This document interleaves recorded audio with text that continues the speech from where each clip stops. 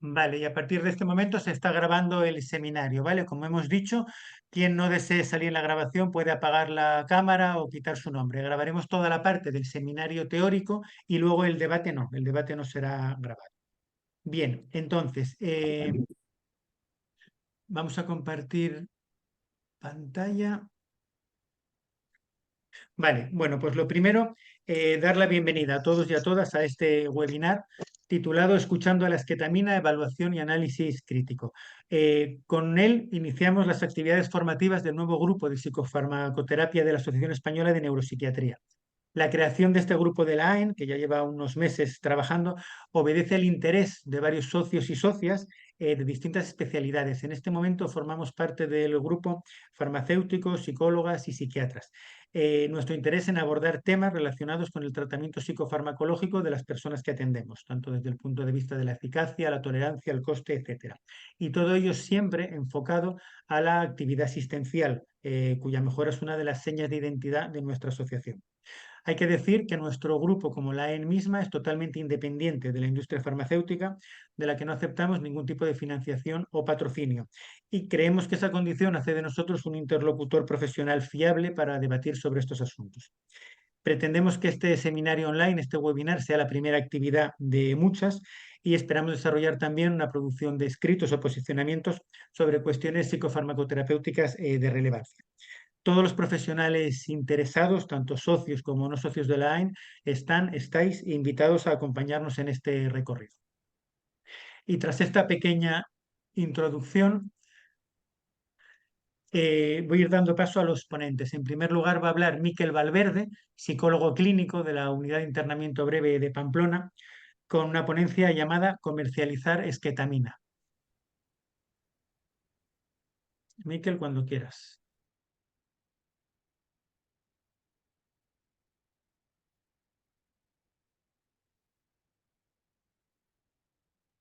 Miquel, está silenciado. Está silenciado, Miquel.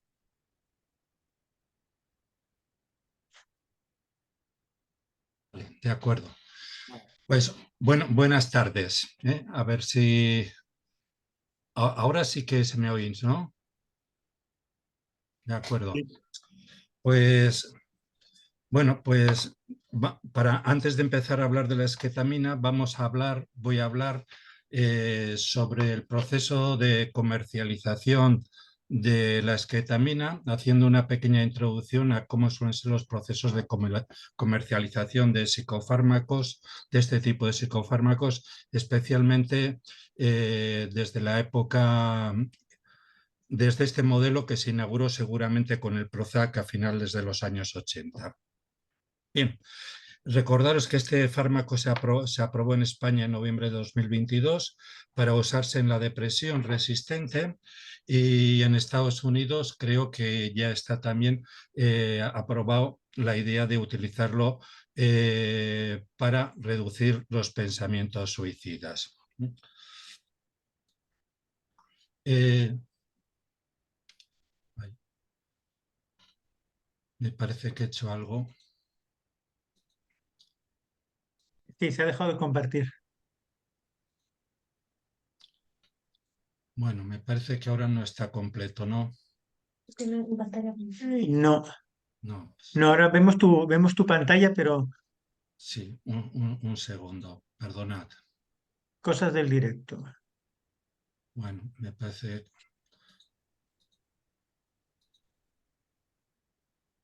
Bueno, no me voy a liar porque si no, lo vamos a ver así. Lo de la comercialización es un aspecto muy importante, evidentemente, para cualquier empresa farmacéutica y ya en el 2019, antes de que estuviera o se había iniciado entonces el proceso de comercialización, de estar accesible, ya la empresa hizo una estimación de ganancias. Pensaba que se podía ganar por año unos 300 millones de dólares, llegando en el año 2029 a una cantidad aproximada de 383 millones de dólares. Ya en aquel momento se previno, se pensó en que el precio de venta estaría entre 590 y 885 dólares. Aquí tenéis una estimación de lo que podría ser la venta de este fármaco. Bueno, lo que os voy a hablar es un poquito la introducción al marketing y luego el marketing concreto de la esquetamina. Introducir un producto en el mercado de salud mental tiene como objetivos efectivamente que ese producto se constituya como un procedimiento clínico de uso frecuente y que tenga una viabilidad comercial, es decir, que genere suficientes ganancias. Se piensa en cuál va a ser la población diana y hay una metodología para hacerlo.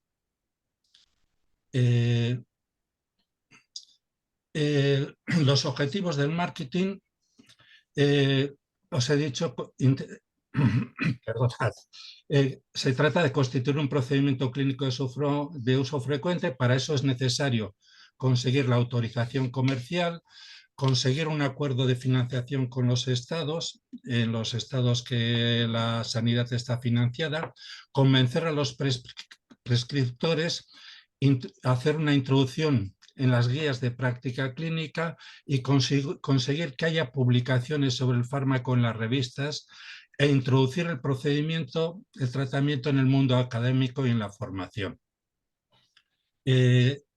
Todos esos objetivos es lo que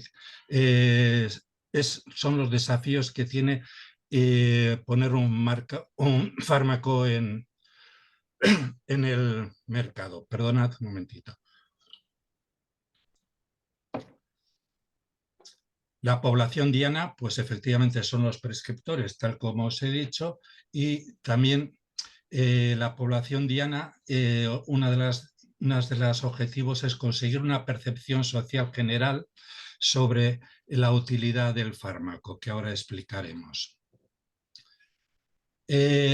Dos son, como si dijésemos, las orientaciones principales, los aspectos principales de la comercialización del fármaco. Uno, sobre la intervención, sobre la percepción social, que esta es la parte menos evidente, pero seguramente es una de las más importantes y en las que se invierte más dinero, y la otra, una intervención sobre las prácticas de prescripción. Vamos a la parte de cómo se interviene sobre la percepción social. Os he dicho, desde la época de la introducción del Prozac, este es un método que no ha cambiado. Se adapta a cada fármaco, pero no ha cambiado gran cosa.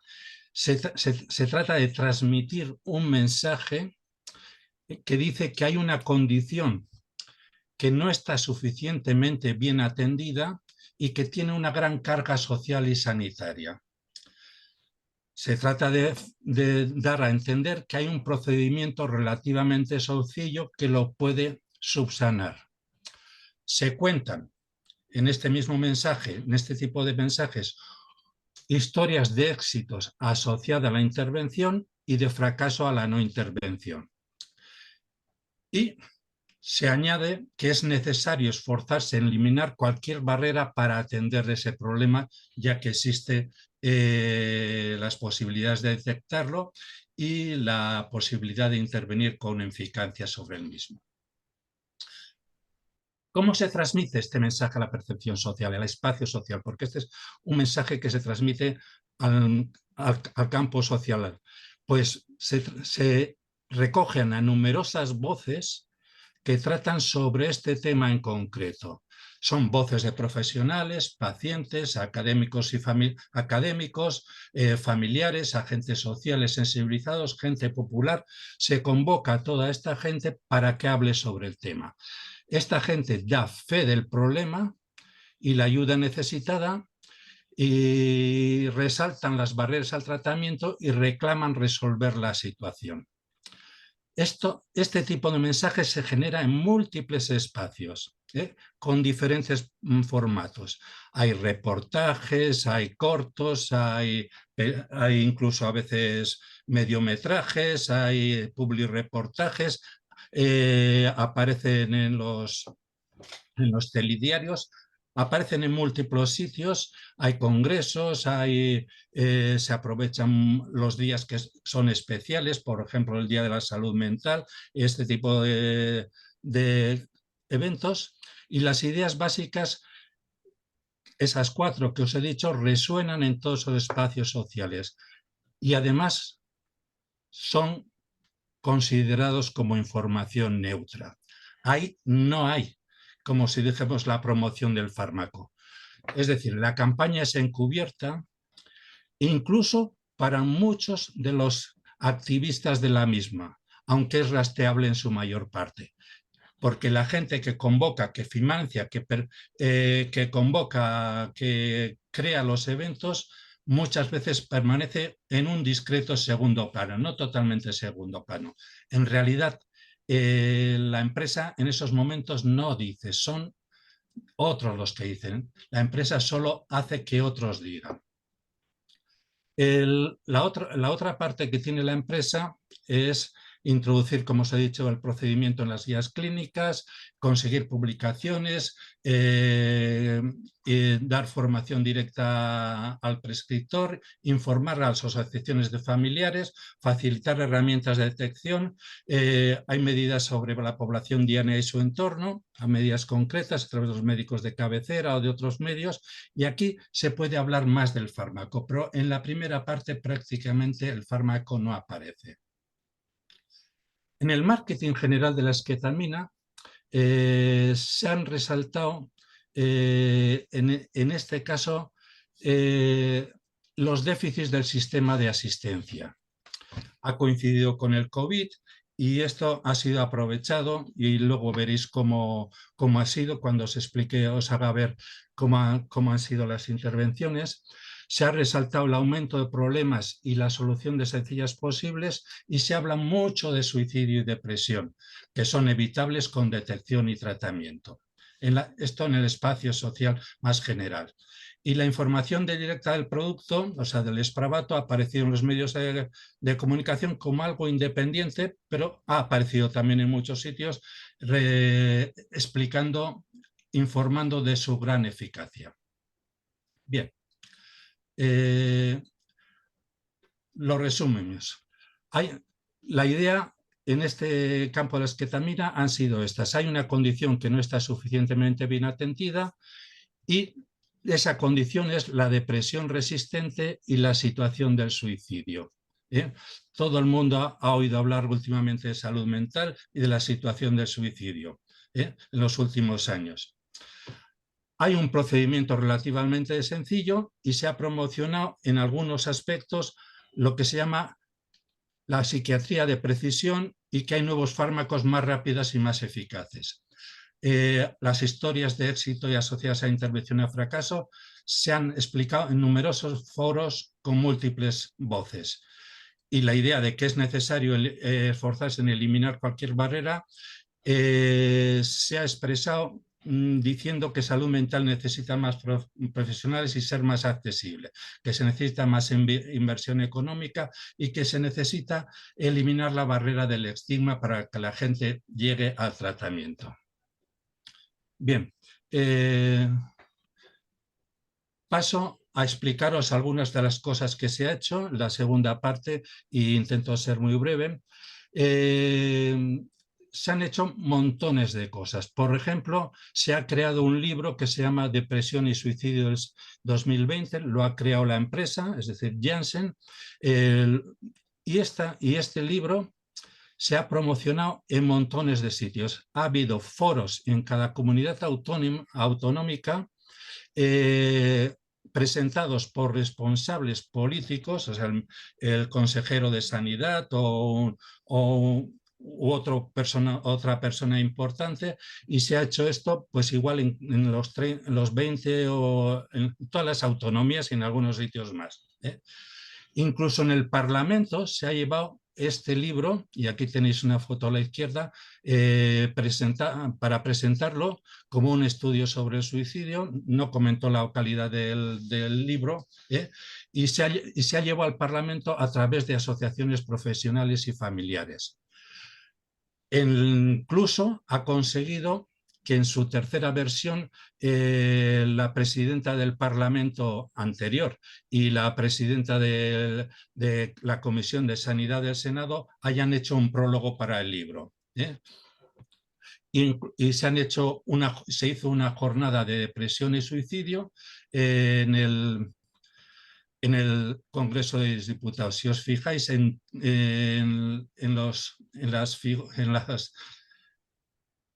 las fotos, veréis que tienen el logo de Janssen todas. Pero además se ha hecho foros en múltiples voces. Ha habido un concierto entre el diario El País y Janssen y han convocado 3 grandes foros a los que ha ido relevantes periodistas, personas influyentes, deportistas, profesionales, voces de personas, de familiares en realidad que sufren estos problemas, y se han hecho al menos estos 3 foros bien publicitados, que cada uno de ellos ha tenido 2 o 3 páginas en El País el día del foro y varias de antes y después. Es decir, se han creado numerosos, no los puedo contar todos porque aparte de los del País se han creado otros más consecuentes a ellos. Aparte de eso, la empresa ha generado programas de educación médica, ha financiado programas de educación médica.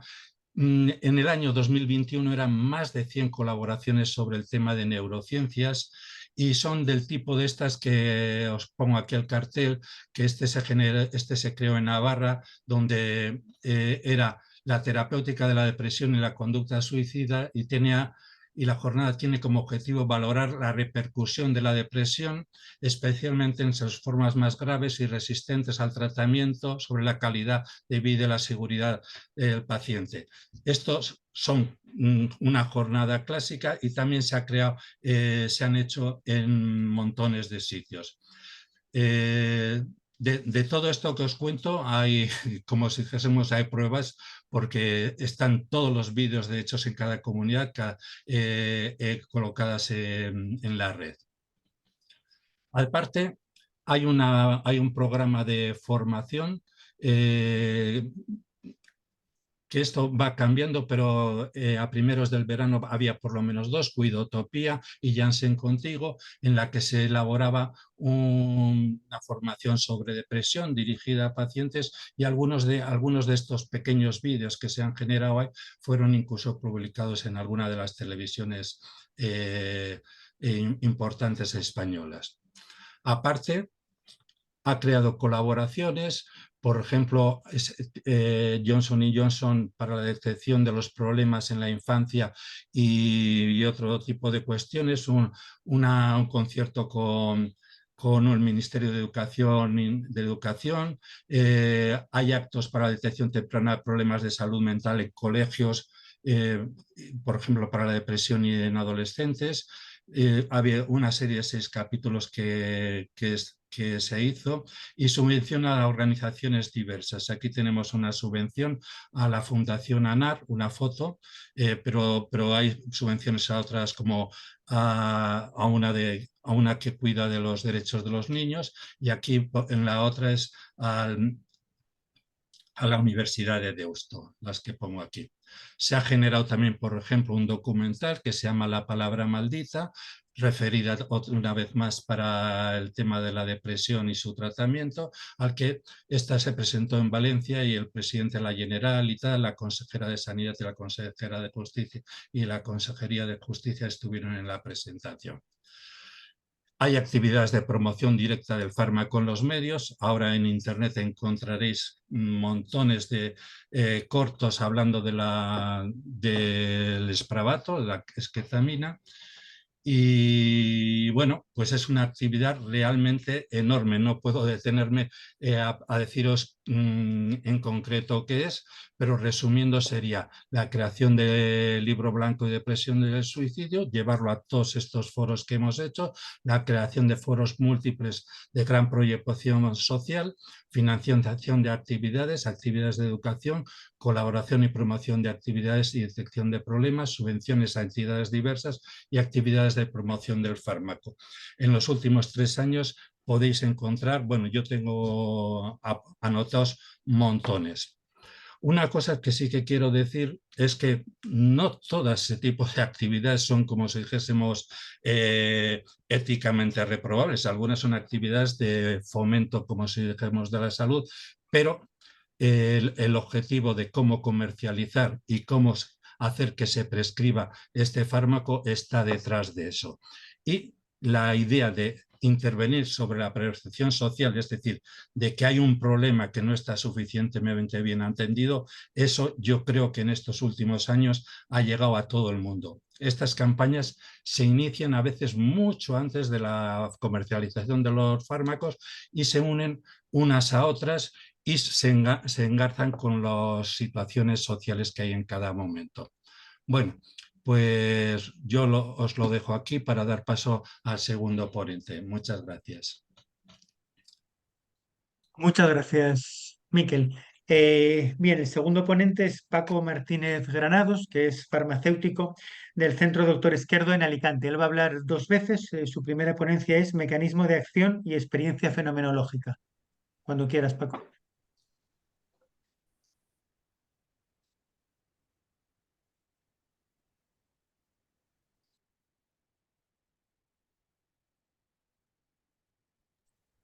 Está silenciado, Paco.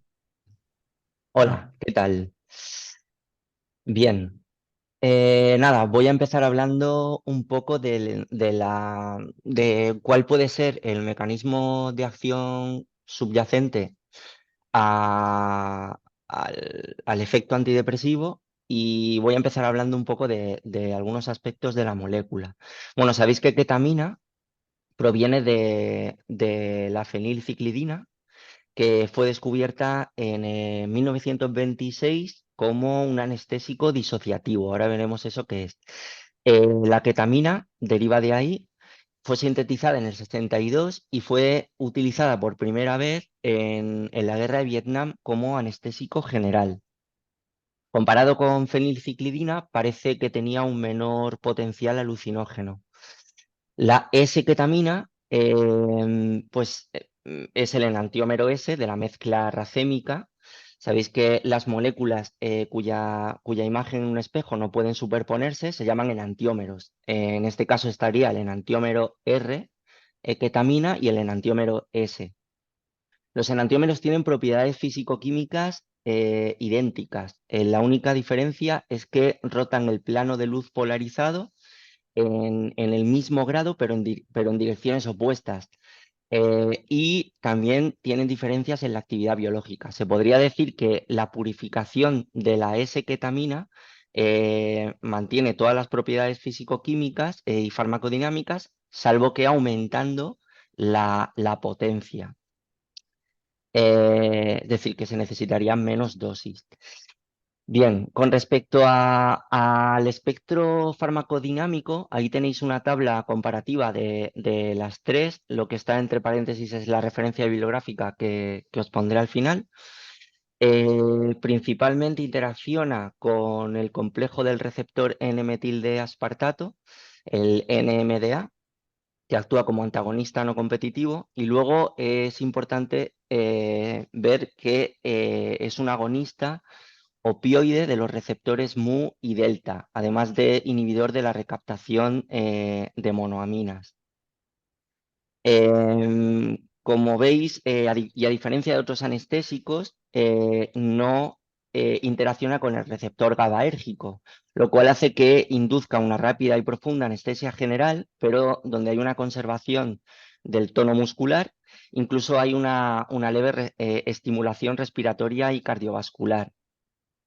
Se dice que es anestésico disociativo porque se comprobó que había una diferencia en la actividad electrofisiológica dependiendo de las zonas del cerebro, de manera que actuaría como depresor en el sistema talámico neocortical y sin embargo actuaría como estimulante en los centros cerebrales más primitivos como el sistema límbico y reticular. Otra cosa interesante que ahora veremos un poco con más detalle es que hay estudios que muestran que el complejo del receptor NMDA interacciona con el sistema opioide en la integración central de neuronas nociceptivas. Y de hecho, la analgesia que induce ketamina puede ser revertida o es revertida completamente por naloxona de manera dosis dependiente. Y bueno, ya por último decir que es una molécula de alta liposolubilidad, por lo que se distribuye ampliamente por el cerebro y tejidos periféricos con una semivida de distribución de 10-15 minutos. Bien, el mecanismo de acción que está contemplado o que está descrito en la ficha técnica de la Agencia Española del Medicamento dice que lo que declara es que es un antagonista no selectivo y no competitivo del receptor NMDA, lo que hemos dicho, lo cual produce un aumento transitorio de la liberación de glutamato. Vale, pero ¿esto en qué se traduce? Esto al final, según indica la ficha técnica, se traduciría en un restablecimiento de la neurotransmisión dopaminérgica en regiones cerebrales implicadas en la motivación. Por lo tanto, lo que tendría en común con otras sustancias tan diversas como otros psicoestimulantes, analgésicos, euforizantes, opiáceos, depresores como alcohol, benzos, barbitúricos, incluso el cannabis, todas estas sustancias lo que tienen en común es que presentan mecanismos de acción diferentes, pero todas confluyen en la estimulación de este circuito dopaminérgico de recompensa cerebral. Y esta es precisamente la explicación neurobiológica a por qué son sustancias con potencial de abuso y adicción. En la ficha técnica se comenta esto, aunque no se comenta, como pasa con otros fármacos, no se comenta el hecho de que es un agonista opioide. A ver. Bien, con respecto a la experiencia fenomenológica, bueno, pues para ver un poco también si cuadra con el mecanismo de acción que estamos contemplando, hay estudios que describen la experiencia como una sensación de estar flotando, de levedad, ligereza, acompañado de un sentimiento de júbilo. Eh, Esta sensación de ligereza, levedad, no estaría ligada a los efectos psicodislépticos de ketamina, sino que estaría ligada al mecanismo de acción opiácea. Y estos autores es el mecanismo que manejan como subyacente al efecto antidepresivo. De hecho, en el año 2018 se publicó un ensayo clínico que abordó esta pregunta de investigación al supuesto efecto antidepresivo de la esketamina.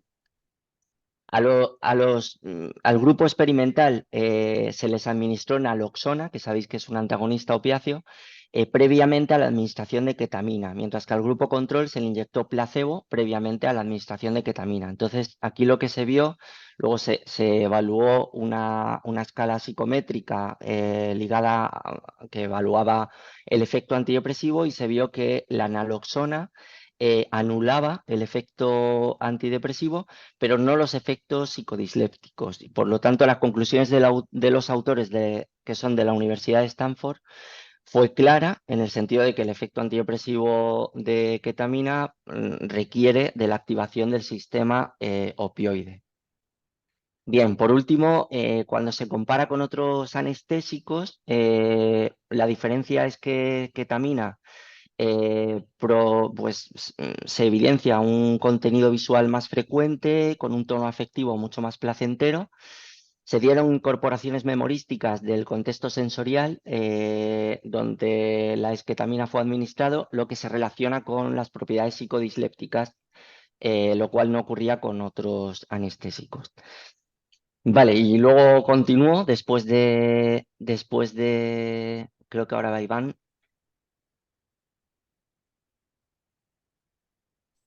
Vale, efectivamente. Ahora va Iván de la Mata, que es psiquiatra y trabaja en el Servicio de Salud Mental de Leganés. Su ponencia es Indicaciones aprobadas para la esketamina y concepto de depresión resistente al tratamiento. Cuando quieras, Hola, Iván. buenas tardes a todos. Bueno, voy a hablaros un poco de estas dos cosas, ¿no? Primero, resumiros cuáles son las indicaciones que están aprobadas. Un segundito, que quiero, no sé cómo hacer esto. Vale, ahora. Vale, las indicaciones que se han aprobado para la esketamina, que aprobó primero bueno, la FDA y luego la Agencia Europea del Medicamento, y luego en España, es primero para el trastorno depresivo mayor resistente al tratamiento en combinación con ISRS o ISRN en adultos que no han respondido al menos a 2 tratamientos diferentes con antidepresivos en el episodio depresivo moderado, en un episodio depresivo moderado grave actual. Bueno, luego hablaré un poquito más de esto, ¿vale? Bueno, es importante que recordéis esto de que es depresión mayor resistente, ahora vemos cómo la definen, y es siempre en combinación con otros antidepresivos. Vale, y la segunda indicación aprobada es el tratamiento agudo a corto plazo, administrado de forma conjunta con terapia antidepresiva oral para la rápida resolución de los síntomas depresivos en adultos con un episodio de trastorno depresivo mayor de moderado a grave, los cuales, a criterio del clínico, constituyen una emergencia psiquiátrica. Esta es donde se metió la historia del suicidio y ahora luego veremos por qué lo tienen que poner de esta manera. Vale, antes de ponerme en detalle con en concreto cuál es el criterio de trastorno depresivo mayor resistente que se usa en los ensayos de esketamina, quería un poco hablar del concepto, porque tiene que ver un poco con lo que nos contaba Miquel, con ¿no? Cómo se coge un concepto que tiene que ver más con ámbitos bueno, pues de investigación o de intento de generar o racionalizar las guías clínicas o, ¿no? o la secuencia de tratamientos, como esto al final se coge para crear o meterlo en esta condición no suficientemente atendida, ¿no? Y crear esta necesidad o esta, ¿no? Primero opinión social y cómo esto se vende a los profesionales. Bueno, la idea de caracterizar esto, ¿no? A las personas que presentan síntomas depresivos, duraderos y graves, podríamos pensar que tiene su utilidad a la hora de plantear estrategias de ayuda integrales, ¿no? Sin embargo, como ahora veremos, la utilidad de este concepto de depresión mayor resistente, cómo se ha construido y su utilidad son muy cuestionados. ¿Vale? Por tanto, son constructos con la intención de optimizar el tratamiento, que generalmente el tratamiento se refiere a intervenciones farmacológicas o biomédicas, como el TEC o la estimulación cerebral profunda, etc. ¿Vale? No existe un consenso sobre la mejor forma de definir esta cosa que llaman depresión mayor resistente al tratamiento. Por ejemplo, una revisión del Canadian Journal of Psychiatry identificaban hasta 150 diferentes definiciones para este concepto. Ninguna de las definiciones, por tanto, está aceptada universalmente ni está demostrada su utilidad predictiva en términos de decisión clínica o de resultados de salud. Todas se basan son consensos de expertos, ¿no? De grupos de investigación o de expertos, bueno, pues que están metidos en el campo de la investigación de los trastornos afectivos. Y se basan todas en el método de fallo de la medicación, ¿no? Es decir, cuando falla un medicamento, pues entra bueno, ahora lo vemos. Hay 2 estrategias básicas para definir lo que es un trastorno mayor, una depresión resistente.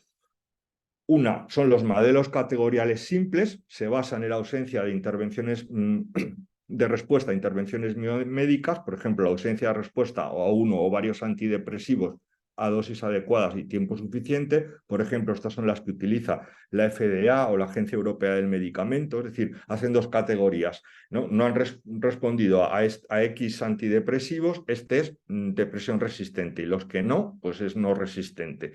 ¿Vale? Y luego hay otros estadiajes secuenciales un poco más complejos de niveles de resistencia que también se basan en una falta de respuesta, pero incluyen otros criterios.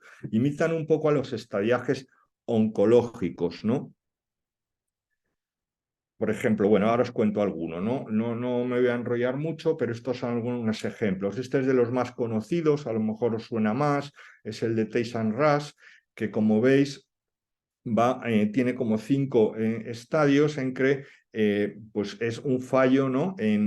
Cuando falla en un antidepresivo, pues pasa al siguiente estadio, así, ¿no? Y este incluye, como veis, antidepresivos tricíclicos, inhibidores de la MAO, este es del año 97 más o menos, y la terapia electroconvulsiva.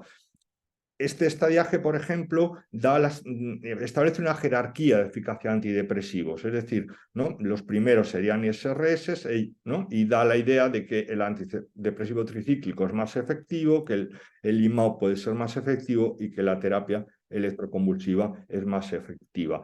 Este es otro ejemplo, es el del General Hospital of Massachusetts, que aquí incluye la historia de los tratamientos. Veis que va efectuando una serie de puntuaciones, como creando un espectro de resistencia, y incluye aquí, a diferencia de la anterior, incluye las características de la depresión, si es leve, de severidad, si es leve, moderada, severa, si presenta síntomas psicóticos, ¿vale? Y en las últimas revisiones introduce, pues si no ha respondido a ketamina le da 3 puntos, si no ha respondido a estimulación transcranial otros 3, a TEC 4, y al final consigue un rango, un máximo de puntuación de resistencia de 25. Este es otro, esta es la del Mosley, en que introduce al método este de fallo de medicación, que lo veis aquí, con distintos niveles, según haya fallado 1 o 2 medicaciones, 3 o 4. Vale, pues estos le incluyen la duración, cuando es crónico le da más puntuación, la severidad en la misma línea que la anterior que os he contado, y si se han utilizado estrategias de optimización, por ejemplo, de añadir una trazodona, una mirtazapina o un antipsicótico al antidepresivo, pues le van dando una serie de puntos hasta un total de 15. Este es otro, que este es del Grupo Europeo para la Depresión Resistente, en que establecen 3 categorías: no respondedores, depresión resistente, cuando fallan 2, y la resistencia crónica, que le llaman, cuando han fallado y hay una persistencia de los síntomas más de 12 meses. Vale, esto es un resumen. Bueno, como luego tendréis la presentación, pues si queréis alguien le puede echar un vistazo. Esto es, bueno, pues una serie, está tomado de un artículo bastante reciente que está en la revista de la Asociación Mundial de Psiquiatría, en que veis los distintos modelos, el de la FDA, el de la EMA y estos que os he contado un poco, con una serie de criterios, ¿vale? Que, por ejemplo, pues si tienen en cuenta la duración del episodio, si tienen en cuenta el fallo en el TEC, si está operativizado el fallo del tratamiento. Esto quiere decir si hay una definición de qué es falta de respuesta, o, por ejemplo, si se incluyen en la historia incluyen factores psicosociales estresantes, que como veis solo lo incluye en este caso el grupo alemán, ¿vale? Bueno, no me quiero extender mucho en esto, pero lo tenéis ahí, ¿vale? Como resumen, ¿qué limitaciones tienen estos modelos de trastorno de depresión resistente? Bueno, primero no se corresponde con un concepto clínico. Como veis, es simplemente unos criterios para hacernos una idea de cuál es el paciente que ¿no? Que no va respondiendo a cada uno de los pasos que damos. Es decir, no se corresponde con una depresión X, con una depresión melancólica, con una depresión grave, psicótica, ¿no? Que esa es la idea a veces que pensamos que hay detrás de esta idea de depresión resistente. En ninguno de los dos modelos que he presentado no hay consenso sobre la duración de dosis, es decir, cuánto tiempo se tiene sobre la duración, sobre la dosis sobre la duración del tratamiento, es decir, si son 6, 8 semanas, pues depende del modelo que se use, y cuál es la dosis, si 50 miligramos de sertralina vale o si hay que dar 100 o 200. No hay un consenso si se deben utilizar diferentes clases de antidepresivos o el número necesario de tratamientos para considerar que es una depresión resistente. Con uno solo ya le consideran depresión resistente, otros incluyen 2, otros 3, unos dicen que se tienen que probar distintas clases, otros con la misma clase vale. La mayoría no consideran en estos estadiajes de respuesta intervenciones psicológicas o otro tipo de intervención psicosocial. O sea, en general, salvo en el modelo que he visto antes, creo que los daneses y no sé si algún otro, incluye, por ejemplo, los alemanes, perdón, incluyen, por ejemplo, que se vea si hay una respuesta a una terapia validada empíricamente psicológica, como puede ser la terapia cognitivo-conductual o la terapia interpersonal, pero la mayoría es simplemente una respuesta a fármacos. No suele estar definido lo que es respuesta o remisión, algunos lo definen, pero en general, es decir, consideramos que ha respondido si tienen consideramos una no respuesta si tienen menos de un 50% de disminución en la escala de Montgomery-Åsberg de la depresión. Esto no suele estar definido. Las medidas se basan en la observación del clínico, no tanto en la valoración del paciente. Esto da la idea de que algunos pacientes pueden tener síntomas residuales que no son adecuadamente captados. No se incluye la valoración de la calidad de vida o del funcionamiento psicosocial. Y no se valoran factores pronósticos, salvo en alguno que habéis visto, que os he contado, factores pronósticos o podrían decir causales conocidos, pues, sociales, situación social, situación económica, adversidad en la infancia, maltratos, estresores psicosociales o factores interpersonales, comorbilidades médicas o psiquiátricas. Es decir, nada de esto no lo valora, simplemente es si responde o no a la medicación. Vale. Aparte de las limitaciones, al final esto nos lleva a unos problemas importantes conceptuales de este marco de depresión resistente. Por un lado, primero, enmarca, como hemos visto, la depresión en un marco biomédico. Ignora el contexto biográfico, social del paciente como factores causales o mantenedores de los síntomas. Simplemente es una enfermedad ¿no? Del cerebro, digamos, en que se resiste a los tratamientos, como si fuera un antibiótico, ¿no? Esto, ¿no? En los antibióticos la eficacia es importante, entonces, ¿no? Y se sabe la fisiopatología, se sabe dónde está interviniendo el antibiótico, ¿no? Y se ven cómo son las resistencias, pero aquí no sabemos nada de esto, ¿no? Jerarquiza el tratamiento farmacológico como primera línea del tratamiento, esto es algo que está detrás. No contempla en ningún caso la heterogeneidad clínica de la depresión, ¿no? Es depresión mayor, criterios DSM, y no tiene en cuenta, bueno, pues la fenomenología, la experiencia o lo que hay, ¿no? Si lo que nos está contando la persona es lo mismo, ¿no? Como sabéis, la validez del constructo de depresión es muy cuestionable, ¿no? Hay una discordancia entre el uso del término en la investigación farmacológica y en la práctica clínica, es decir, son ¿no? estas escalas o tal, como os lo he contado, no es algo que se utilice en el día a día en general. La aplicación real de este marco de depresión resistente ha sido con fines de aprobación de indicaciones de nuevas intervenciones por parte de las agencias reguladoras, esa ha sido la utilidad de algún.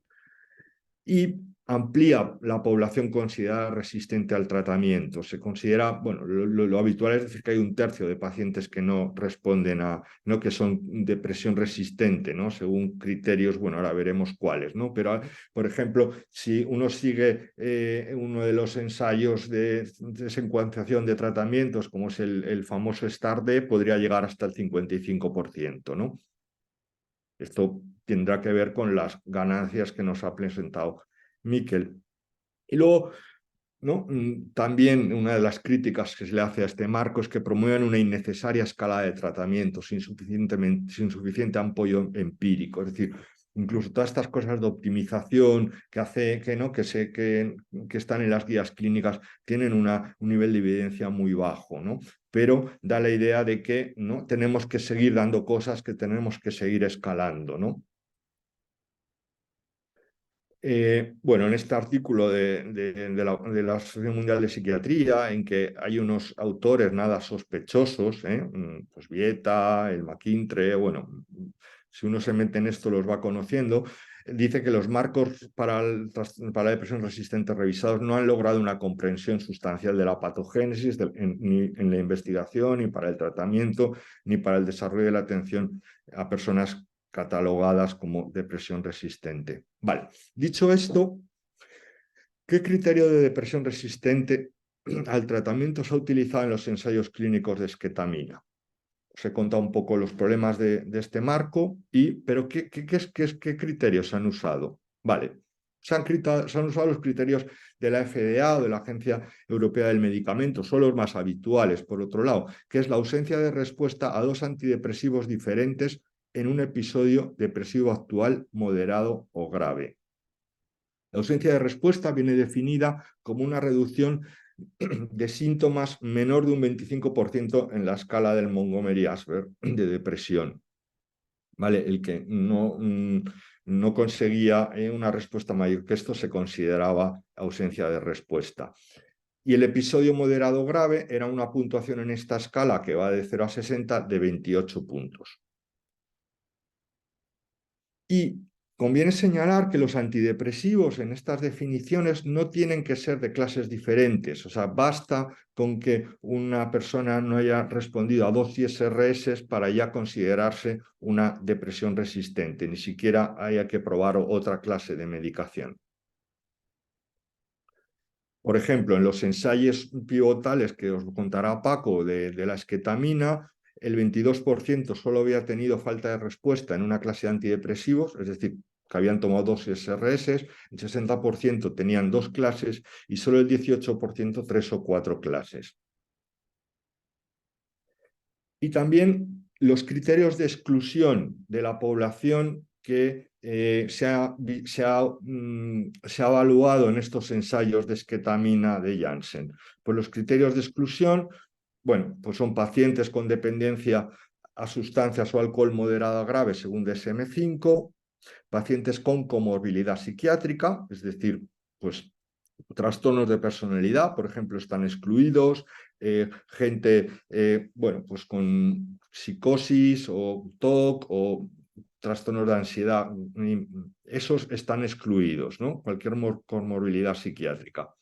Pacientes que no han respondido a 7 sesiones de TEC en el episodio actual, pacientes que han recibido estimulación del nervio vago o estimulación cerebral profunda, también están excluidos, y pacientes que tenían ideación suicida con un intento en los 6 meses anteriores o conductas suicidas en los 12 meses previos. Es decir, fijaros que la población que se ven en las consultas puede ser a lo mejor más parecido a muchas cosas de estas, pero la población sobre la que se estudia la esketamina no representa lo que vemos. Por tanto, esto da 2 tipos de problemas. Uno, la generalización de los resultados en las poblaciones más graves.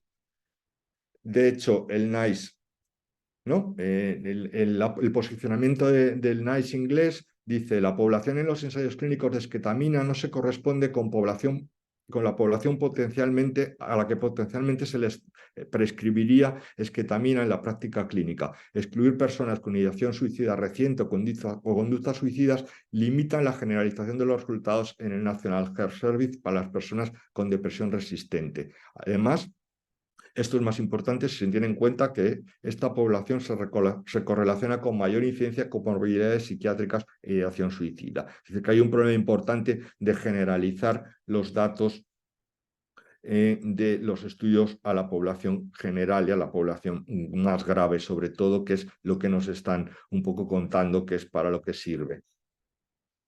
Y el otro problema es que amplía la población diana. Con tan solo una falta de respuesta a dosis SRS se puede indicar este fármaco, un fármaco que tiene dudosas, como veremos, eficacia y graves problemas de seguridad. Se considera que alrededor de un 30% de los pacientes podrían cumplir este criterio, porque sabemos que los antidepresivos, se va sabiendo, tienen una limitada eficacia.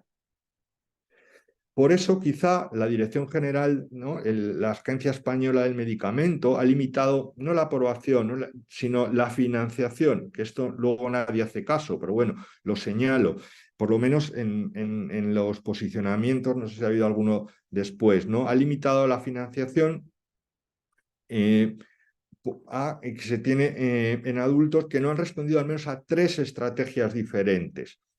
No 2, sino 3 estrategias, siendo al menos de ellas una estrategia de combinación o potenciación en el episodio grave actual. Esta es la bibliografía, os la dejo ahí, ¿vale? Y la segunda indicación es el tratamiento agudo a corto plazo administrado de forma conjunta con terapia antidepresiva oral para la rápida resolución de los síntomas depresivos en adultos con un episodio de trastorno depresivo mayor de moderado a grave, los cuales, de acuerdo al criterio del clínico, constituye una emergencia psiquiátrica. Vale. ¿Qué es esto tan rebuscado? Bueno, pues ¿qué ha pasado? De alguna manera, que os lo contará Paco mejor, que lo que intentó el laboratorio fue introducir el Spravato para la ideación suicida o la conducta suicida. Vale, esto no les salió del todo bien y entonces lograron que la FDA y la EMA aprobara en esta indicación tan extraña en que al final la emergencia psiquiátrica se convierte en una conducta suicida o probablemente a un equivalente. El estudio, por tanto, era para evaluar la eficacia en reducir la ideación suicida. Se basaba en 2 ensayos clínicos en que se comparaba la esketamina intranasal con placebo intranasal en 2 veces a la semana, en 4 semanas, y en ambos casos, como eran pacientes con riesgo suicida, se les daba un tratamiento integral de referencia que consistía en hospitalización inicial en unidad psiquiátrica, inicio o optimización de la terapia antidepresiva oral, otras medicaciones añadidas y psicoterapias concomitantes. Estaban ingresados un mínimo de 5 días. Y después del alta se realizaban visitas del estudio 2 veces, con una frecuencia de 2 veces a la semana. Los criterios de exclusión para estos ensayos fueron trastorno psicótico, trastorno bipolar, trastorno obsesivo compulsivo, es decir, trastorno límite de personalidad, todas las posibles comorbilidades psiquiátricas. Vale.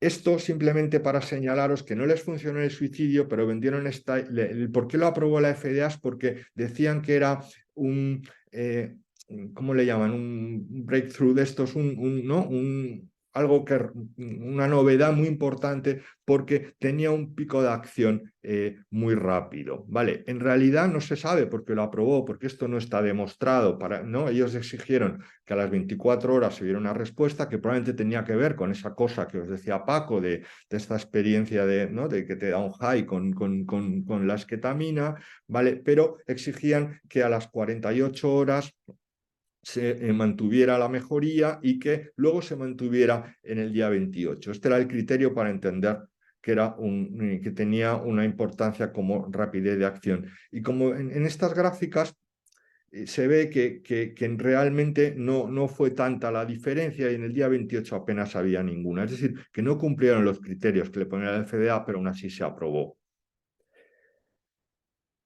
Y al final la EMS lo que viene a decir es no se ha demostrado en el suicidio,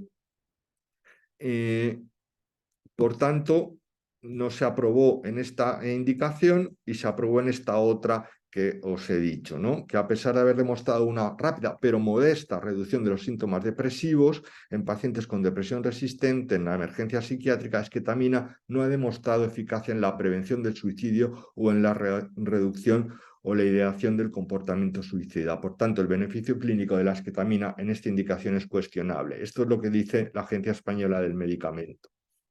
¿Vale? Y pues no lo consideraban que la financiación de esta segunda indicación de emergencia psiquiátrica no, en teoría, no está financiada por el catálogo del Sistema Nacional de Salud.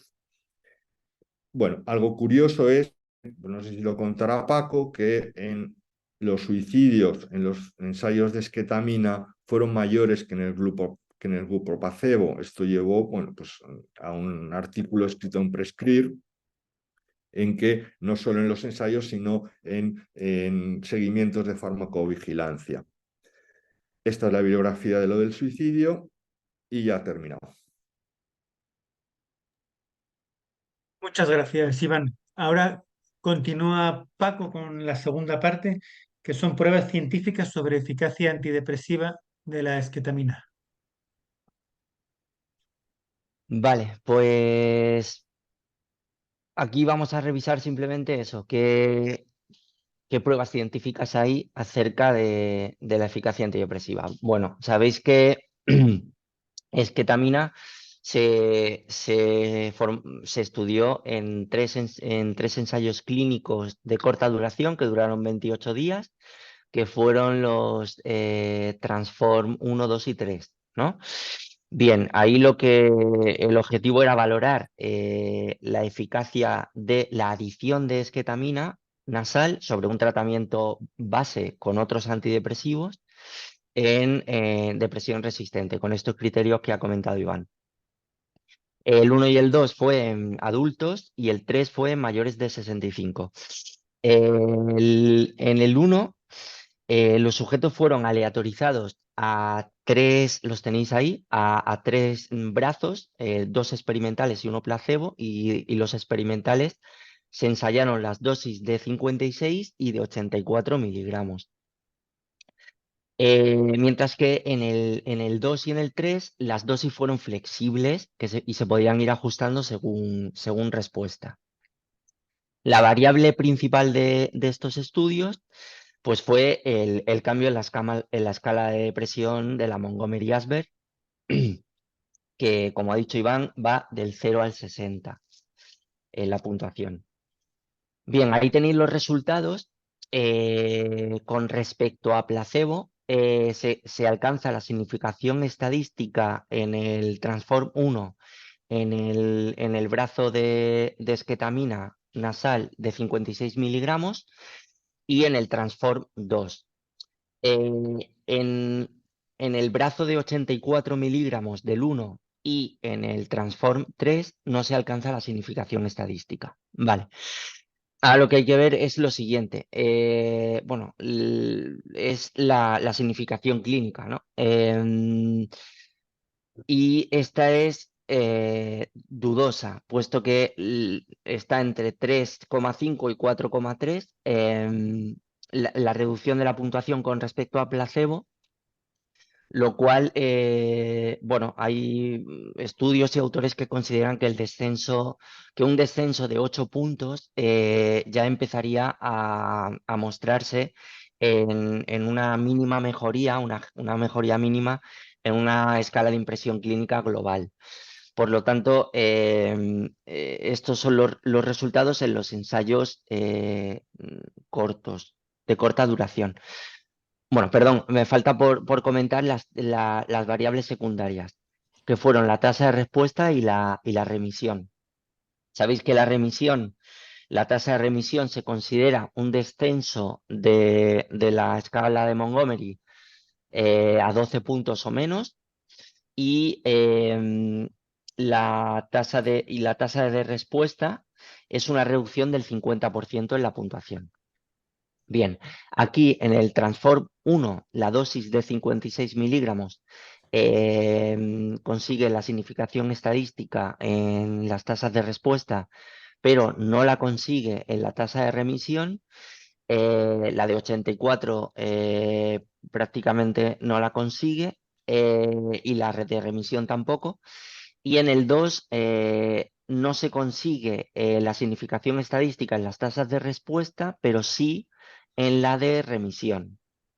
Y el 3 no consigue significación estadística. Bueno, hay que tener en cuenta aquí lo que se ve con otros ensayos clínicos en antidepresivos. Y es que la operación de manejar tasas de respuesta, sabéis que es una operación que pasa por dicotomizar en respondedores, no respondedores. Se dicotomiza una variable que es continua, que es la puntuación en la escala Montgomery. Esto hace que bueno, haya sujetos que queden un poco por debajo, un poco por encima, que son absolutamente indistinguibles. Y esto se suele hacer para magnificar un efecto que previamente se había mostrado, como hemos visto en la variable principal, insuficiente o irrelevante clínicamente. Bien. Luego, con respecto al brazo de esquetamina de 56 miligramos que veis que es el brazo experimental que consigue la significación estadística, en las tasas de respuesta hay que decir algo relevante. En el ensayo Transform 1 se declaró que se iba a hacer un análisis estadístico secuencial. Es decir, que solo se iba a analizar estadísticamente el brazo experimental del 56 miligramos si el de 84 mostraba significación estadística. Y esto no se consiguió, por lo tanto, ese análisis estadístico secuencial, esa premisa no fue llevada a cabo. Por lo tanto, la variable principal era sobre el grupo de la esquetamina de 84 miligramos, y esto hace pues, que no se pueda rechazar la hipótesis nula, ni tampoco se puede usar estos resultados a efectos de la comercialización del producto. Bien, otra consideración a tener en cuenta es esta de aquí. Mirad, en el estudio Transform 1 se hizo un análisis intermedio, ¿vale? Durante el transcurso del ensayo clínico se hizo un análisis intermedio para ver cómo iban los resultados. La gráfica que tenéis a la izquierda es la que representa la disminución en la puntuación de la escala Montgomery en los tres brazos que hemos visto antes de llevar a cabo ese análisis intermedio. Y la gráfica que tenéis a la derecha es ese descenso de los sujetos que fueron enrolados en el ensayo clínico después de hacer el análisis intermedio. Entonces, veis que el comportamiento es muy diferente. Antes de hacer la comparación, el análisis intermedio, los sujetos que fueron enrolados en el ensayo clínico, prácticamente la diferencia en la puntuación, en el descenso de la puntuación, es indistinguible con respecto al brazo placebo, mientras que después esa diferencia se acentúa. ¿Esto qué puede querer decir? Pues, bueno, puede estar indicando algún sesgo en el estudio, como el escape de ciego o cualquier otro. Pero en principio no se dio una explicación a estas diferencias. Bien. Hubo otro ensayo clínico, un estudio japonés, que también duró 4 semanas, que se incluyó a 202 sujetos. Todos ellos recibieron además un antidepresivo de nueva instauración y la variable principal del estudio fue la misma que hemos visto antes. Y aquí pues ninguna de las ramas alcanzó la significación estadística con respecto al placebo. Bien. Hubo un estudio que seguramente conoceréis, que es que fue a largo plazo, multicéntrico, incluyó a 705 sujetos.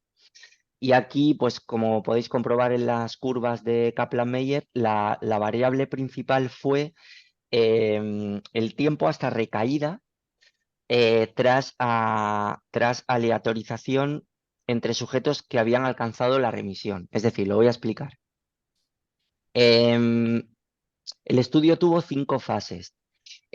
Tuvo una primera fase de cribado, una segunda fase de inducción solo para aquellos sujetos que fueron enrolados de nuevas, porque muchos de estos sujetos que formaron parte del estudio SUSTAIN ya venían de los estudios Transform.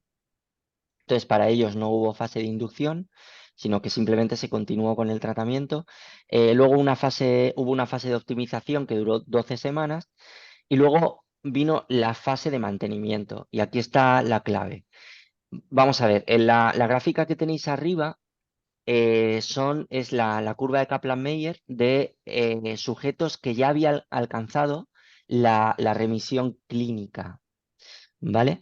Estos sujetos estaban estables clínicamente y cuando llegan a la fase 4 se aleatorizan en dos grupos y a uno de los grupos se retira bruscamente la esquetamina y al otro se les mantiene con la esquetamina que venían tomando. Entonces aquí veis que el tiempo hasta alcanzar una recaída, y lo que se considera por recaída fue un aumento de la puntuación total en la escala Montgomery de 22 puntos durante 2 semanas consecutivas o la hospitalización por causas psiquiátricas relacionadas con un empeoramiento de los síntomas depresivos. Bien, entonces decíamos, el tiempo hasta alcanzar esa recaída es inferior para el grupo que se les retiró bruscamente esquetamina y que pasaron a estar de tomar esquetamina a tomar un placebo de forma brusca. Bien, lo mismo ocurre en la gráfica de abajo, solo que la gráfica de abajo contempla sujetos que estaban en respuesta, habían alcanzado una respuesta clínica estable. Los autores concluyen, en base a este estudio, que esquetamina es eficaz. Pero claro, lo que sorprende es que haya pasado por un comité de ética, porque sabéis que esquetamina es una sustancia que provoca un síndrome de abstinencia y que los síntomas de abstinencia a esquetamina son indistinguibles de algunos síntomas de la recaída, por ejemplo, disforia, fatiga, falta de apetito, ansiedad, insomnio, dificultad de concentración. Cualquier sustancia que pueda tener un patrón de abuso puede inducir un síndrome de abstinencia y pasa con muchos psicofármacos. Para estos fármacos no sería conveniente un diseño de estas características, no sería conveniente ni debería pasar por un comité de ética. Las conclusiones pueden ser diferentes, pueden ser que simplemente el brazo que se cambió esquetamina por placebo de forma brusca, tú experimentases un síndrome de abstinencia que fuera considerado o que fuera conceptualizado como una recaída y no como lo que era. Esto no lo sabemos, pero es una hipótesis bueno, que manejan algunos autores también. Bien, aquí lo que tenéis son los estudios que evaluaron el tratamiento de urgencia psiquiátrica que os comentaba Iván. Fueron el Aspire 1 y el 2. Sabéis que fue en adultos. Y bueno, ya ha explicado un poco Iván en qué consistían. Simplemente decir que al final incluyeron a 456 sujetos, 227 de los cuales, como veis, recibieron esquetamina nasal a dosis de 84 miligramos, que esa dosis se podía bajar a la de 56 si experimentaban algún tipo de intolerancia, y el resto pues recibieron placebo nasal.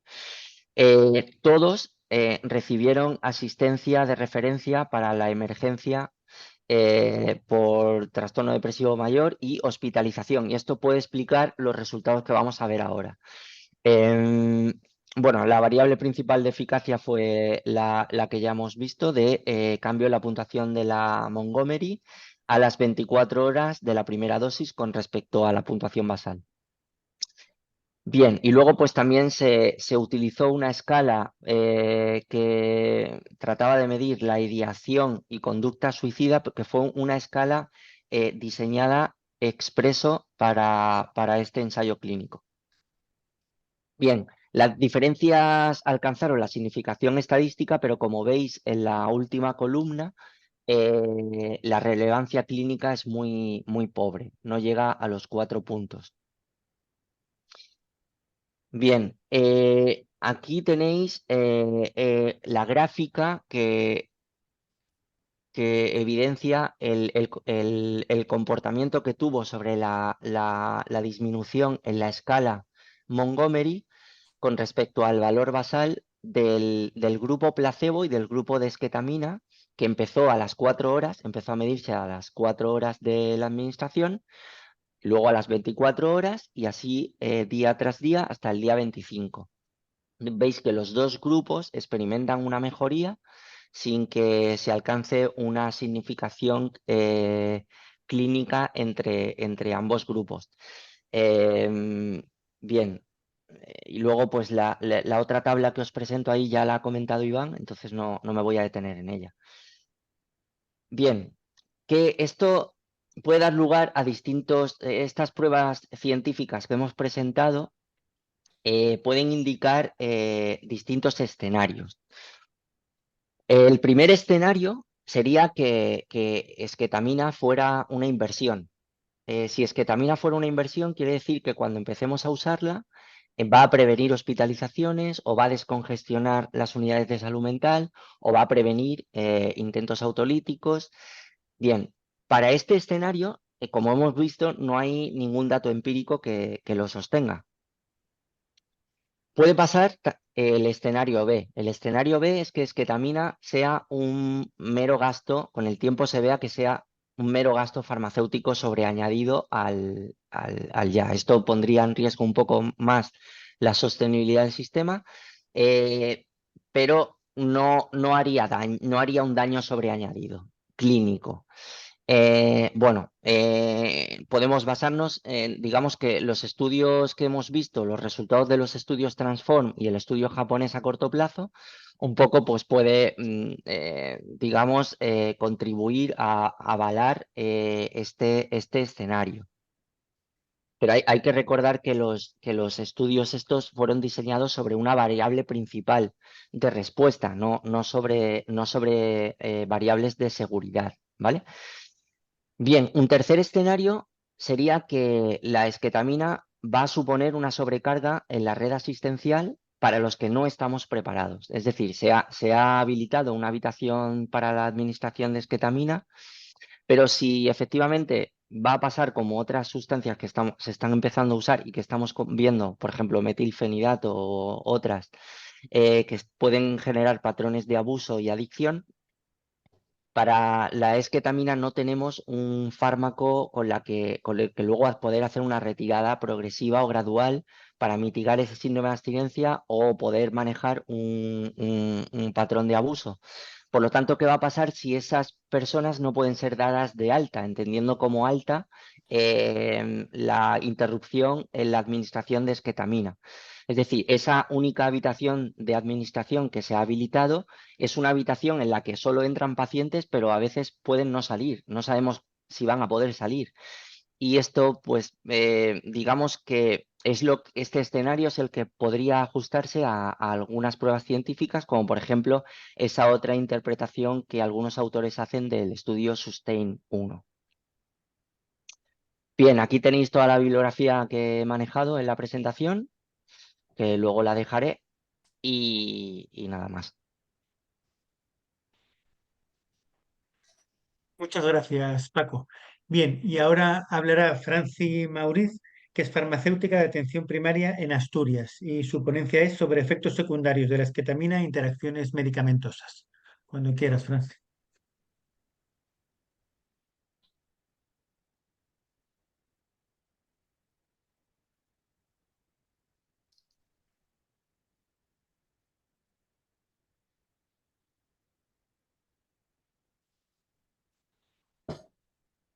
Está silenciada todavía, ¿eh? Hola, buenas.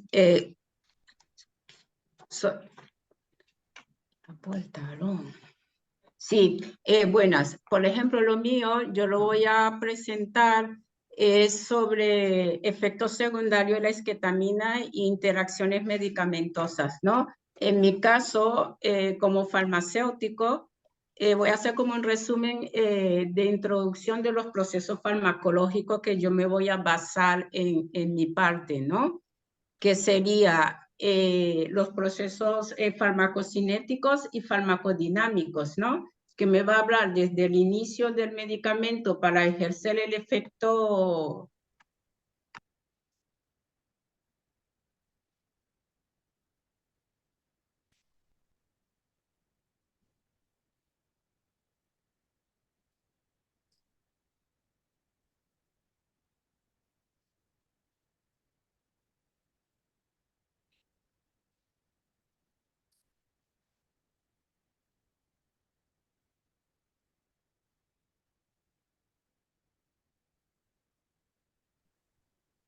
Perdona, problemas técnicos. Entonces, yo le...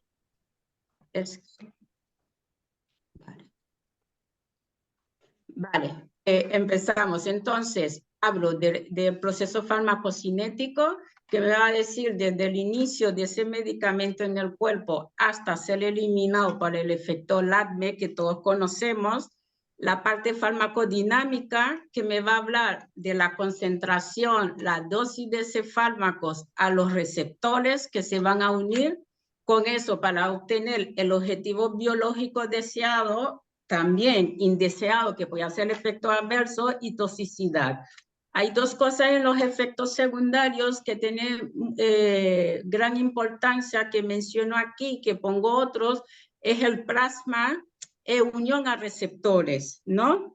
Porque el plasma, vamos a ver, como se ha explicado también en el mecanismo, según la concentración, vamos a hablar de concentración-dosis.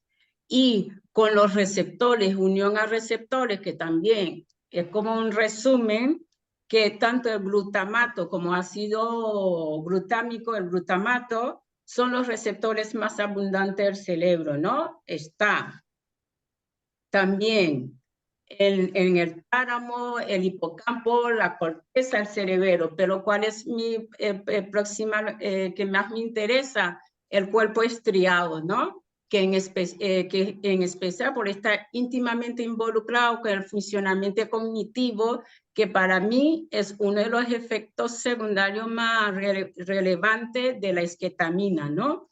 Y vamos a ver también el glutamato en el sistema nervioso autónomo actúa en el reflejo barorreceptor, y eso trae problema también a nivel de la regulación de la frecuencia cardíaca y la presión arterial, ¿no? El primer estudio sobre la cognición se hizo 56 estudios, ¿no? Experimental. A través de administración aguda de la ketamina, ¿no? En 1041 pacientes voluntarios sanos. Se usa el método metaanálisis multivariantes para concluir y unir resultados, ¿no? Con una finalidad más precisa.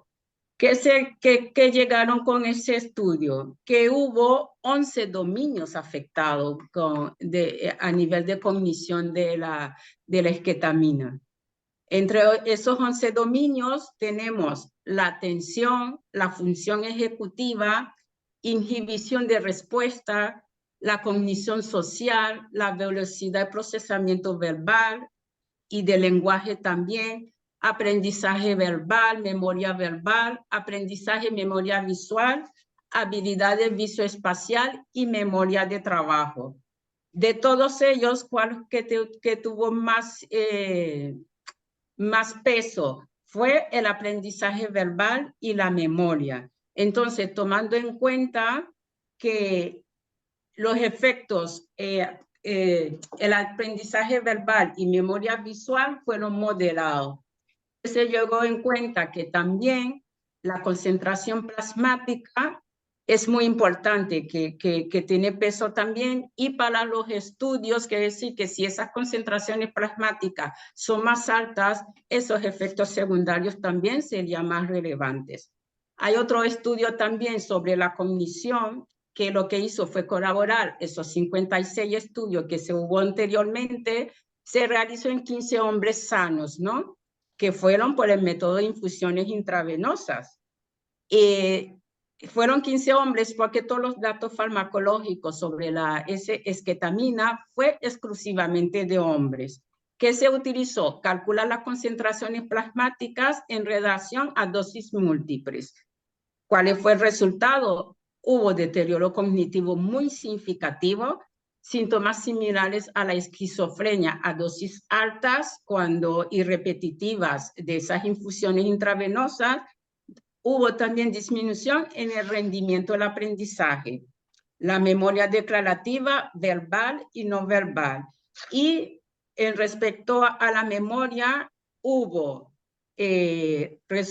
hubo deterioro al mismo nivel plasmático y por debajo del nivel plasmático. Hubo deterioro cognitivo a través de ese estudio.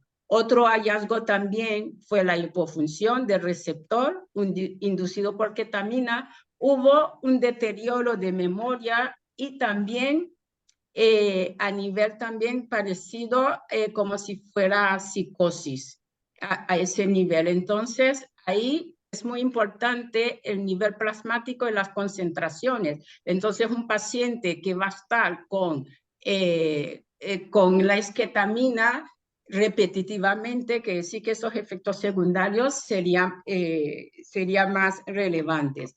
Otro estudio que tenemos es la neurotoxicidad, ¿no? De la esketamina, que podía ser como efecto a déficit de atención con hiperactividad y comportamiento similar a la depresión. Ese estudio que hicieron fue en ratones preñados, ¿no? Se utilizó inyección intraperitoneal durante 5 días, desde el primer día de gestación, y luego, después de los 21 días de nacimiento, se usó las siguientes pruebas, que fueron campo abierto de laberinto y natación forzada para medir esos efectos. ¿Qué pasó con los resultados? Desde el primer día se usó concentración de 15, 30 y 60 miligramos por kilogramos peso. Desde el primer día a dosis altas hubo aborto espontáneo desde la primera inyección a esos ratones. Dosis baja y media, los comportamientos fueron similares al trastorno de déficit de atención y con impulsividad. Hubo difusión de la memoria. A dosis media reducida de la actividad, hubo problemas con la actividad motora, un comportamiento similar a la depresión, ¿no? Y a nivel infantil, ese spray de esketamina ya se había pedido estudio y aprobación para este año para ser usado, por ejemplo, el grupo pediátrico de 7 a 12 años. Pero el 23 de septiembre de este año no fue aprobado, fue rechazado y se prolongó hasta junio del 2007. ¿Por qué? Porque el Comité Pediátrico y Plan de Investigación de la Agencia Europea, PIP, y miembro del Comité Pediátrico Noruego quedaron de que esa dosis, ese medicamento para ese rango de edad generaba, primero, preocupaciones con posibles problemas de seguridad. Y lo que se comentó en mis compañeros anteriormente, que no había eficacia para ese rango de edad y en el uso pediátrico. Y que eso podría traer también, sabemos que a nivel de placenta hay permeabilidad, que podría traer un problema de cognición a largo plazo. Entonces, la Comunidad Europea no aprobó y podemos ver que le voy a enseñar unas tablas después que podemos ver lo que la Comunidad Europea. Entonces, claro, ellos dicen para 7 y 12 años, ¿no? Y vemos que a nivel de adulto ya se ha explicado lo mismo que está diciendo la Comunidad Europea, está pasando en la parte pediátrica. Otro resultado también que podemos ver, la esketamina a nivel hepático, con uso y abuso, sabemos muy bien el mecanismo de acción que a través del hígado, ¿no? Pasa por la ruta del citocromo 4P450, se desconoce cómo es el mecanismo que produce esos efectos secundarios que de por sí requieren más estudio a ese nivel, es que puede producir, genera lecciones a nivel de conducto biliar, ¿no? Y episodios histeria también lo produce, y a niveles séricas. El problema es que al ser el mecanismo por el hígado, por N-desmetilación, las proteínas que producen, muchas de esas proteínas, hay muchos medicamentos, ¿no? Que actúa a nivel de eso. Por ejemplo, el A4, casi todos a nivel del hígado, muchos medicamentos se unen a esas enzimas. Puede ser de manera competitiva y no competitiva. Y si vimos el 2B6, ¿no? Son medicamentos de uso muy frecuentes, analgésicos, antidepresivos, psiquiátricos. Tenemos el problema con los beta bloqueantes, que vimos en el problema que puede producir a nivel de sistema nervioso, a nivel de barroreceptor, ¿no? Todo eso conllevaría a efectos secundarios, interacciones de la esketamina. Otra, y eso es en puntuación de hepatotoxicidad.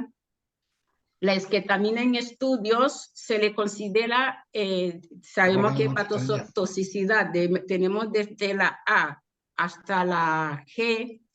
La esketamina lo pusieron, se considera como E a nivel de hepatotoxicidad, que dice que es una causa potencial no probada, pero se sospecha que sí produce lesiones hepáticas clínicamente aparentes. Hay estudios en Reino Unido, en Francia tienen bastantes estudios que sí prueban que esos pacientes sí hay hepatotoxicidad.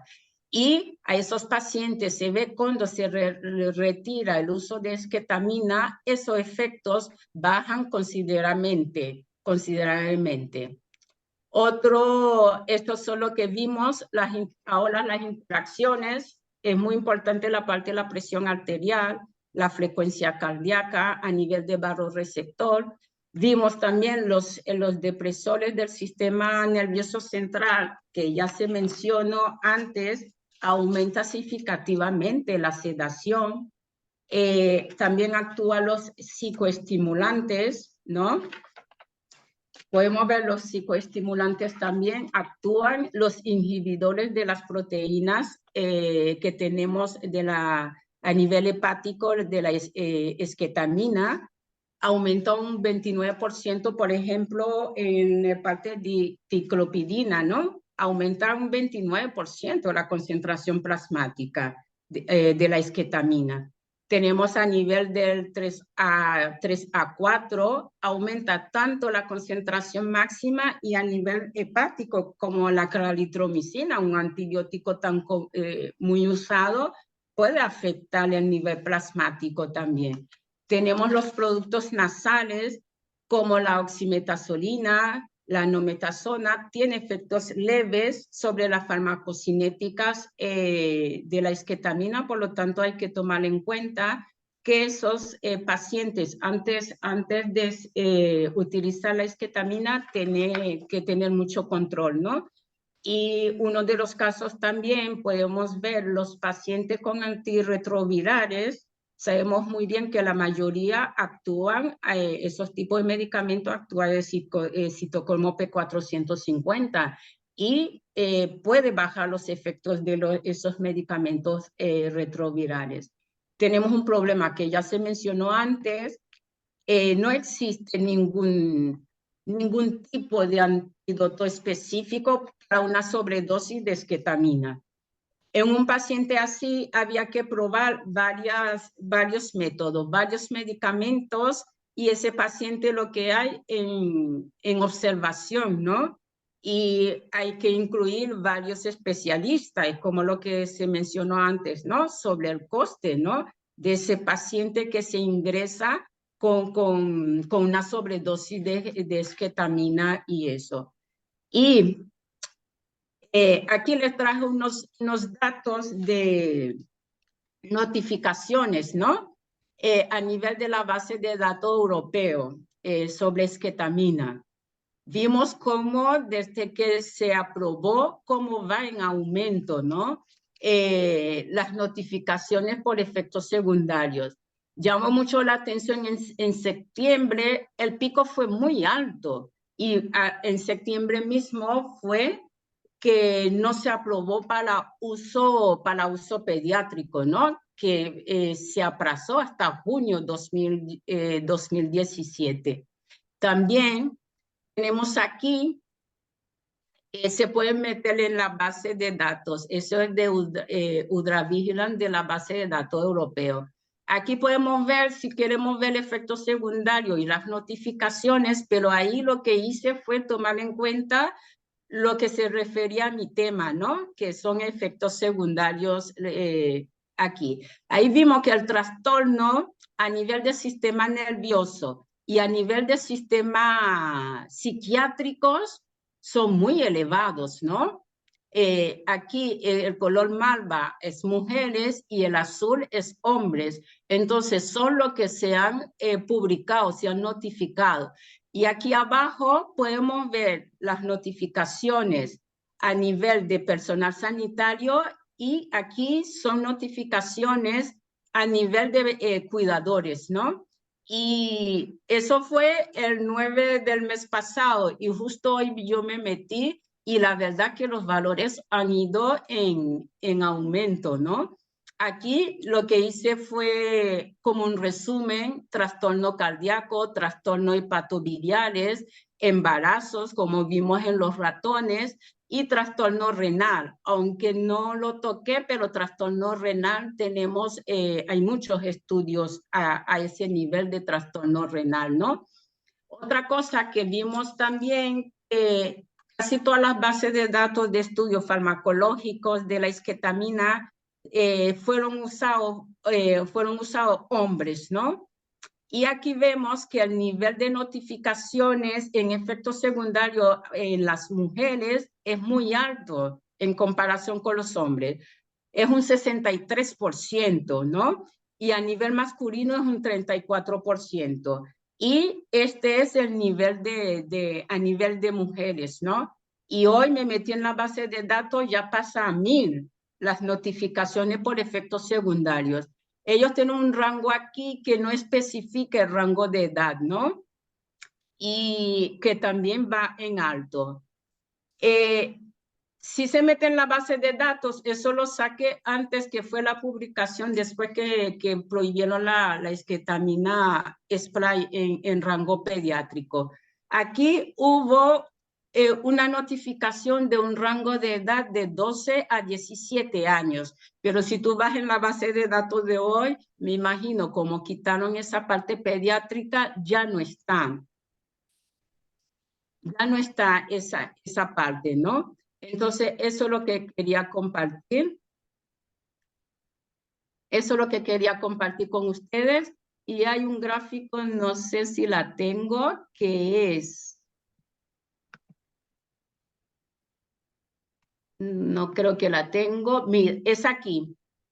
Lesiones por envenenamientos.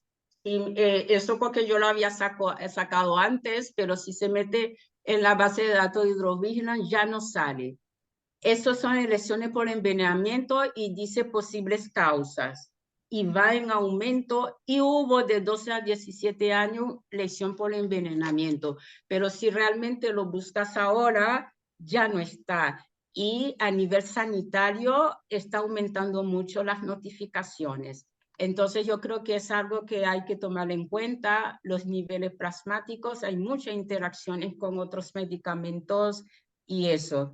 Bueno, y estudios, hay muchos a nivel pediátrico, hay muchos estudios que creo que da para otro webinar y eso. Y por aquí, si alguien necesita información, tengo las bases donde lo pueden sacar, donde pueden verificar, y estoy a la disposición.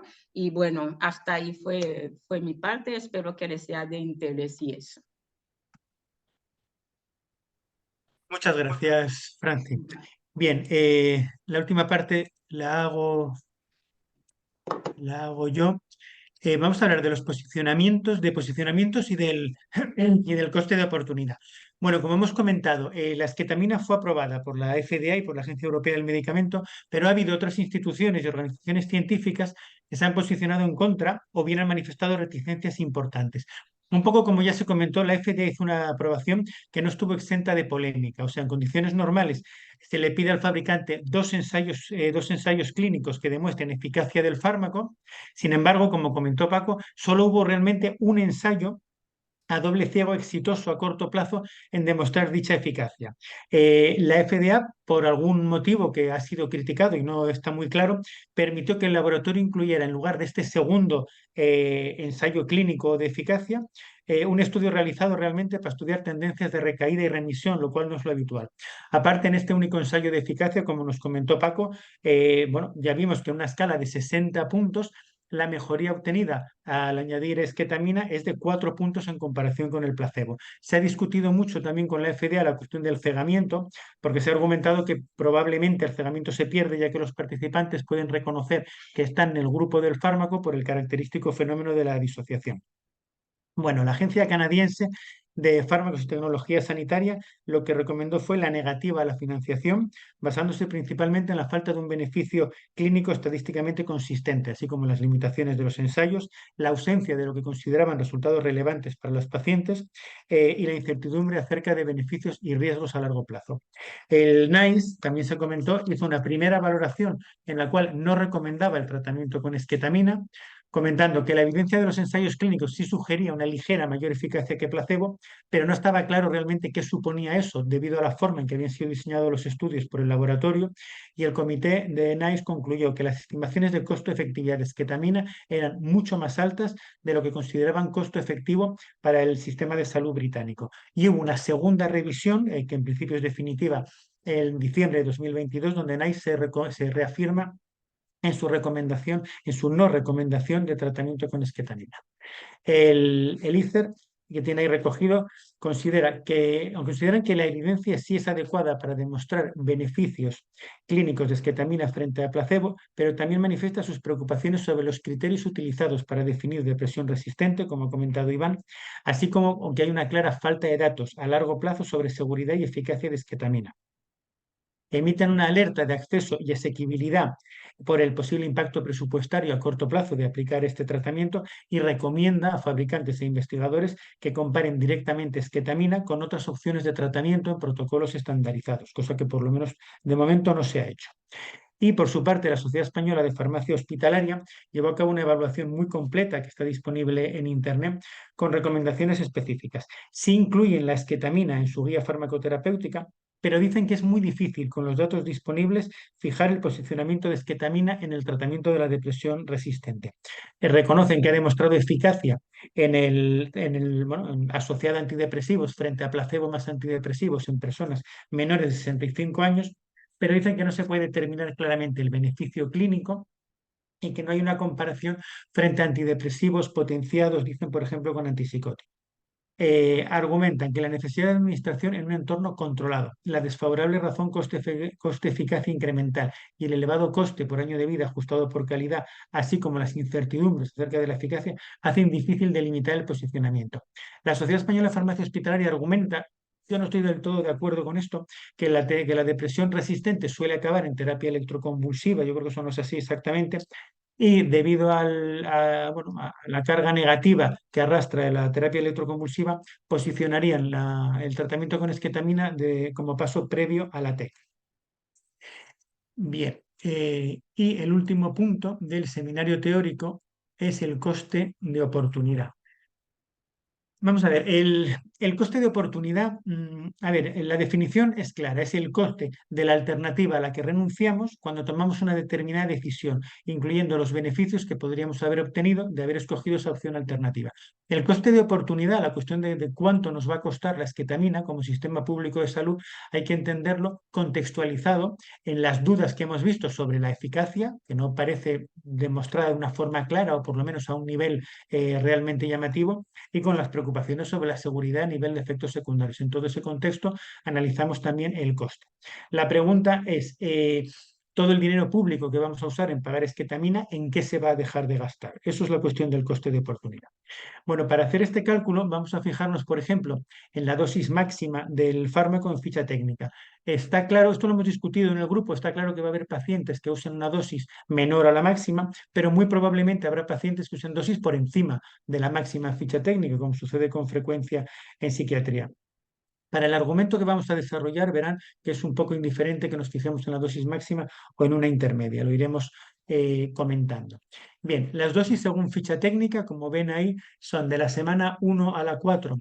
De la semana 1 a la 4 se aplica 2 veces por semana el tratamiento, una primera dosis de 56 miligramos y posteriores de 56 u 84. Como sabéis, la única presentación que existe es de 28 miligramos, entonces una dosis de 56 son 2 aplicaciones, una de 84 son 3 aplicaciones. Entre la semana quinta a la octava se aplica el tratamiento una vez por semana, a dosis a elegir entre 56 y 84 miligramos. De la semana 9 en adelante se aplica una vez por semana o bien una vez cada 2 semanas, a dosis también de 56 u 84 miligramos según decisión del clínico. Según la ficha técnica, se recomienda seguir la fase de mantenimiento posterior, la dosis que reciba el paciente al final de la fase de inducción. Bien, el cálculo que hemos hecho ha sido un tratamiento durante 52 semanas para obtener el coste anual completo por un paciente, ¿no? Para tener una idea del coste del tratamiento que vamos a pautar.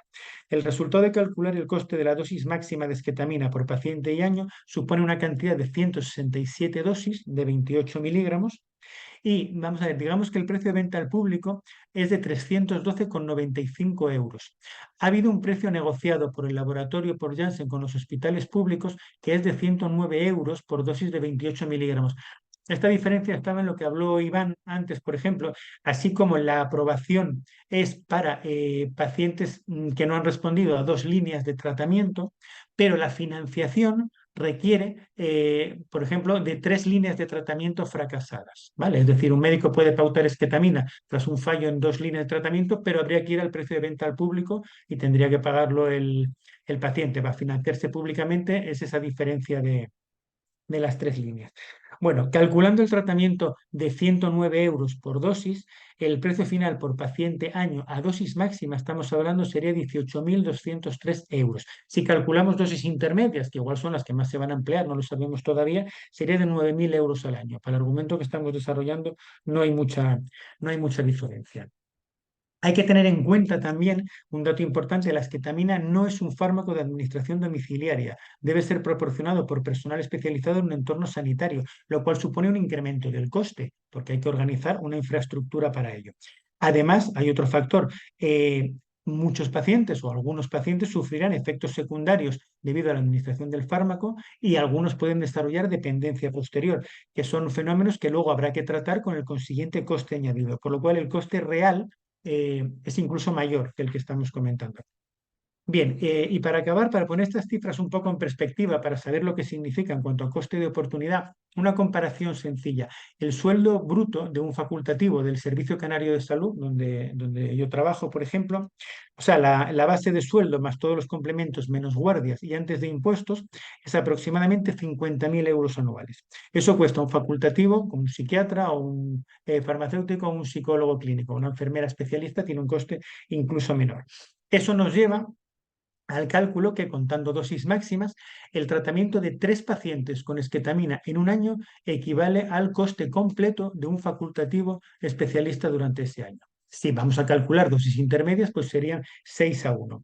El problema de esto creemos que es claro, ¿no? Si, teniendo en cuenta que se van a montar o ya se están montando unidades de esketamina, en distintos hospitales públicos nos preguntamos, una unidad de esquetamina, bueno, no sabemos a cuántos pacientes va a dar tratamiento al año, nos imaginamos que no se monta para dar a 2 o 3, no sabemos si serán 100, serán 50. Especulativamente podemos hacer una estimación que creemos conservadora de unos 30 pacientes al año, por hacernos una idea, pueden ser más o menos.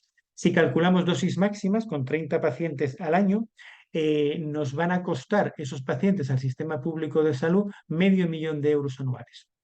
Si no contamos dosis máximas, pues pongamos €250.000 al año. La pregunta es, ¿de dónde sale ese dinero? Si no aumenta el presupuesto del servicio de salud, ese dinero habrá que conseguirlo recortando de otros sitios. Por ejemplo, si son 30 pacientes, pues prescindiendo de 10 facultativos.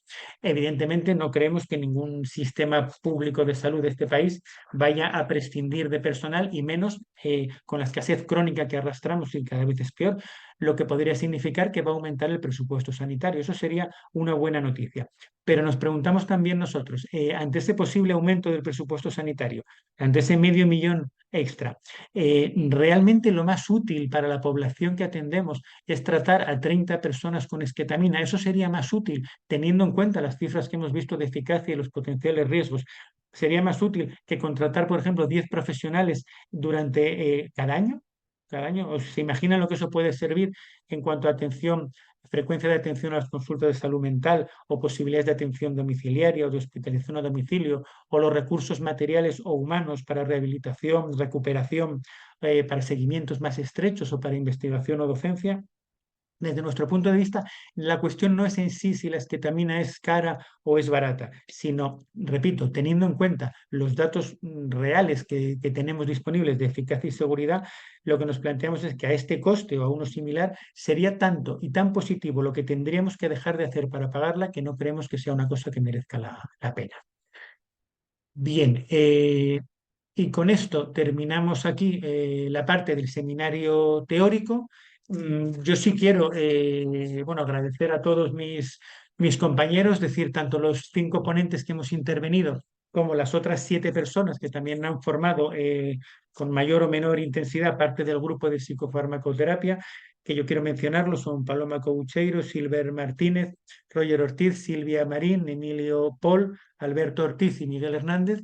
Y bueno, solo por comentar lo que no lo dijimos al principio, evidentemente carecemos de conflicto de interés en esta materia y bueno, tampoco hemos cobrado por esto, es una cosa desinteresada por la AEN y sobre todo pues por las personas que han tenido su interés de escucharnos hasta aquí. Y en este momento dejamos de grabar y empezamos el debate para lo que ustedes quieran comentar.